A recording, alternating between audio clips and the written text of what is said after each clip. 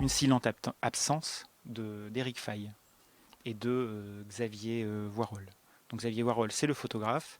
Éric Faye, l'auteur du texte, qui a écrit notamment Nagasaki, un livre qui m'avait vraiment, mais vraiment plu, qui a dû avoir d'ailleurs le prix du roman de l'Académie française il y a quelques années.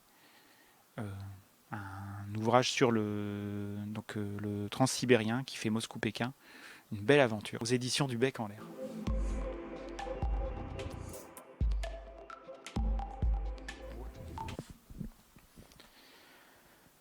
Le transsibérien est une micro-civilisation pleinement vouée à la contemplation et à la méditation.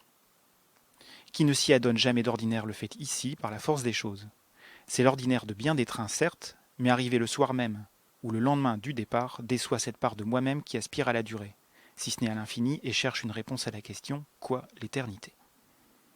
Ce que certains trouvent en effectuant de lentes traversées des océans, à la rame, à la voile, je le poursuis sur les terres au cours de ces croisières singulières qu'offrent le rail et les fleuves. Vous n'avez pas à vous soucier du cap à tenir, un pilote s'en charge. Rien de bien compliqué au demeurant, suivre la voie, toujours tout droit, d'un caravansérail à l'autre. Nijni Novgorod, Viatka, Baledzino, Perm, Kungur. Les tours de roue de la motrice doublent par le nord une route de la soie qui n'existe plus en Asie centrale et reprennent l'antienne des nomades, toujours tout droit.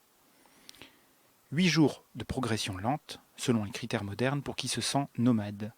Le transsibérien est l'éloge d'un nomadisme enseveli dans la mémoire collective.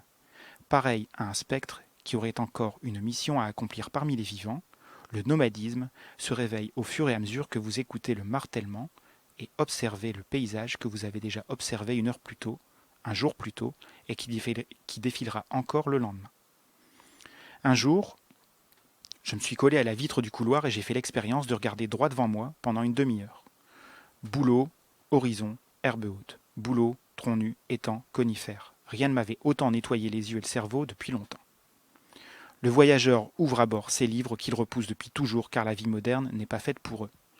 L'Iliade, ou bien son frère l'Odyssée, ou l'un de ses romans de Dostoïevski, dont le titre varie selon la traduction. C'est le moment ou jamais pour ces livres. Oui, le passager du Transsib comprend qu'il est sur le point d'éclairer en lui des pans dont il présumait jusqu'alors l'existence. Il en est tout près désormais, le transsibérien et le pressentiment de l'infini.